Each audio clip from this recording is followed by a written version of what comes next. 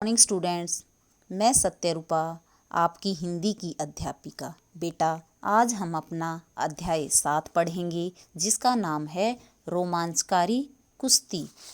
देखिए बेटा, रोमांचकारी रोमांचकारी का अर्थ होता है रोंगटे खड़े कर देने वाली।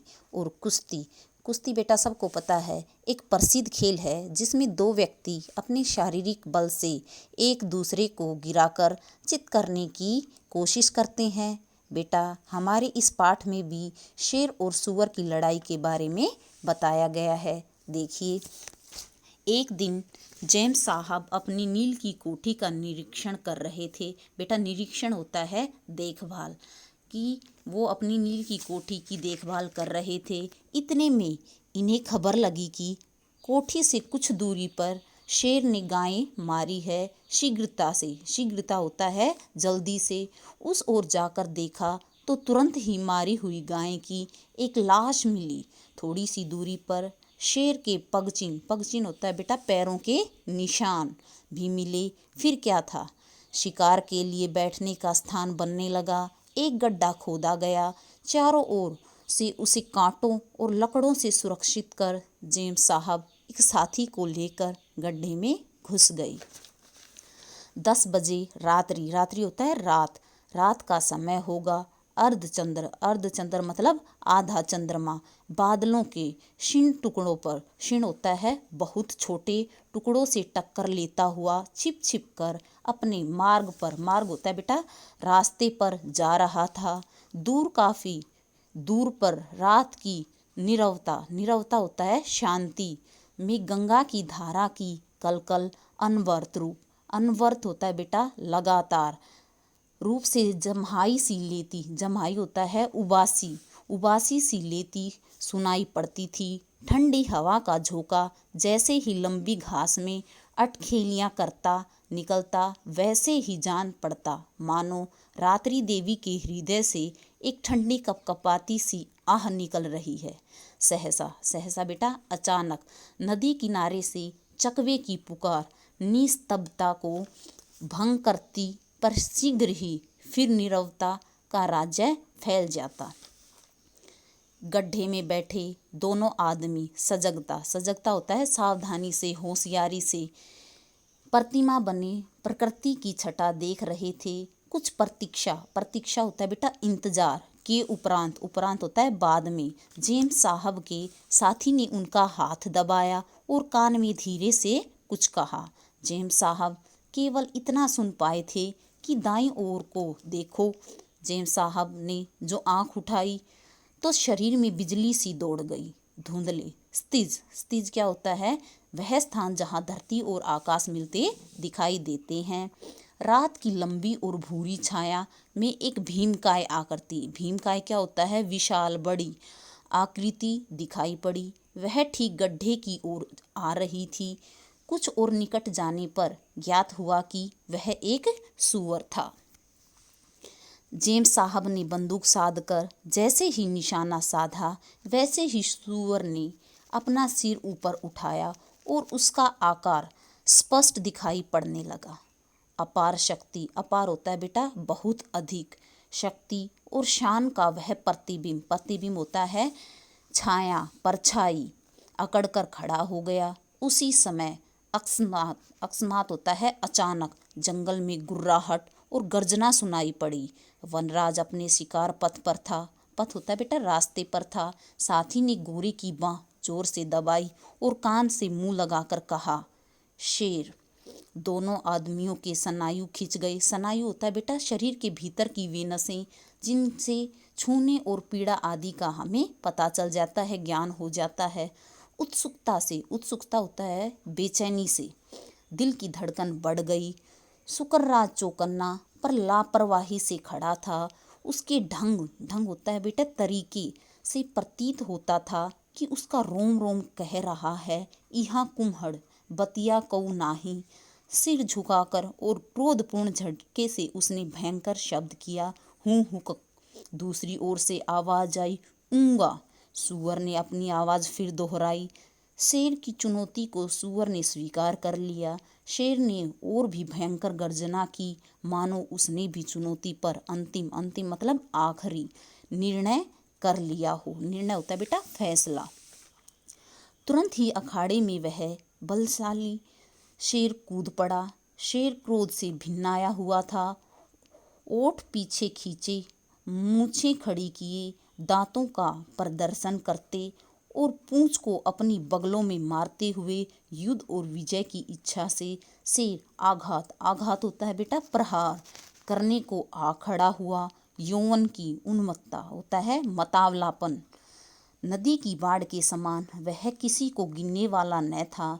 सैकड़ों सूअरों को उसने खा डाला था। संभवतः 2-4 ने हमला किया था, क्योंकि उसके शरीर पर थोड़े बहुत खरोंच और 2-4 घाव सूअर की कांप के थे। शेर जवानी की धार में बह रहा था, पर सूअर ने शेर की तनिक भी परवाह न की। उसने हुक की ताल ही नहीं ठोकी, वरन शेर की ओर एक छोटी सी दौड़ भी लगाई और गर्दन के बाल फुलाकर पूंछ ऊपर की। यह उसके आक्रमण का संकेत होता है बेटा इशारा था। सूअर बड़ा विकट होता है बेटा, खतरनाक भयानक होता है। एक बार हमले की ठानकर फिर पीठ नहीं दिखाता। पीठ नहीं दिखाना का मतलब छोड़कर नहीं भागता। दोनों लड़ाइयों के मैदान में जम गए। शेर घात होता है बेटा दाव पेच लगाकर कभी लपकता और कभी सूअर के चारों ओर रेंगता सा चलता, जिससे किसी प्रकार पीछे से हमला कर सके।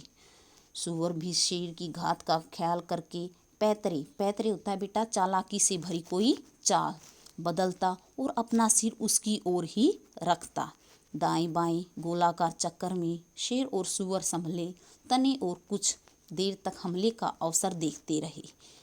पैतरों का चक्कर कुछ और संकीर्ण हुआ। गुर्राहट और हुक की ताल दोनों पहलवान ठोक रहे थे।